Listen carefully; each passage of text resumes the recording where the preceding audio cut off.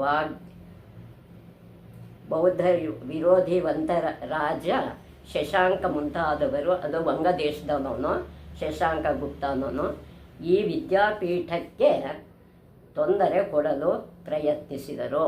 ಅವರು ಮೊದಲು ಆ ಶಶಾಂಕ ಅನ್ನೋನು, ಆ ಹುಣ ರಾಜನಾದ ಶಿಹಿರಗುಲ ಅನ್ನೋನು, ಇವರಿಬ್ಬರು ತೊಂದರೆ ಕೊಡ್ತಾ ಇರ್ತಾರೆ. ಆದರೆ ಹರ್ಷವರ್ಧನ ಮತ್ತು ಬಾಲಾದಿತ್ಯರಂತಹ ಸಮರ್ಥ ರಾಜರ ಕೃಪೆಯಿಂದ ಈ ವಿದ್ಯಾಪೀಠವು ಎಲ್ಲ ಆಘಾತಗಳನ್ನು ಮೆಟ್ಟಿ ನಿಂತಿತು. ಇವರು ಸಹಾಯ ಸಿಕ್ತು, ಅವರದ್ರಿಂದ ಪಾರಾದರು ನಳಂದ ವಿದ್ಯಾಪೀಠದವರು.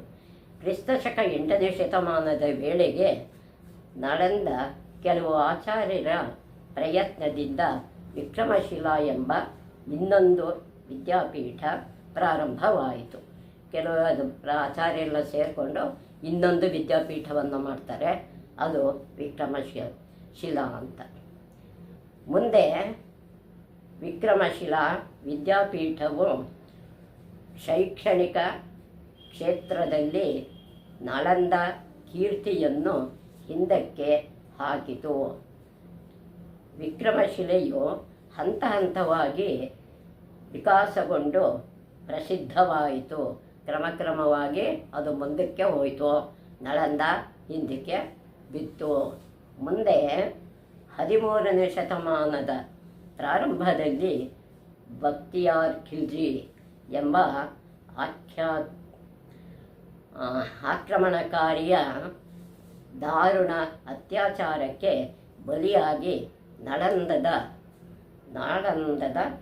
ಸಹಿತ ಅನೇಕ ಜ್ಞಾನಪೀಠಗಳು ನಷ್ಟಗೊಂಡು ಶಾಶ್ವತವಾಗಿ ಅಸ್ತವಾದವು.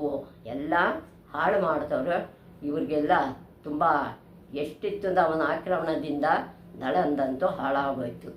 ಸತತವಾಗಿ 1000 ವರ್ಷಗಳ ಕಾಲ ಜಗತ್ತಿಗೆ ಬೆಳಕು ನೀಡಿದ್ದ ಈ ಪ್ರಸಿದ್ಧ ವಿದ್ಯಾಪೀಠವು ರಾಕ್ಷಸರಿಂದ ಕಣ್ಣು ಮುಚ್ಚಿದ್ದು.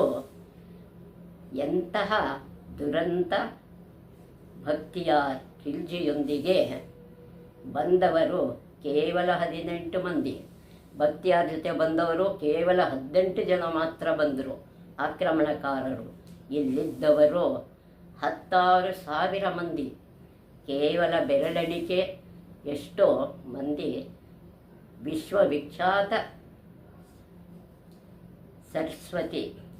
ಸರಸ್ವತಿ ದೇವಿ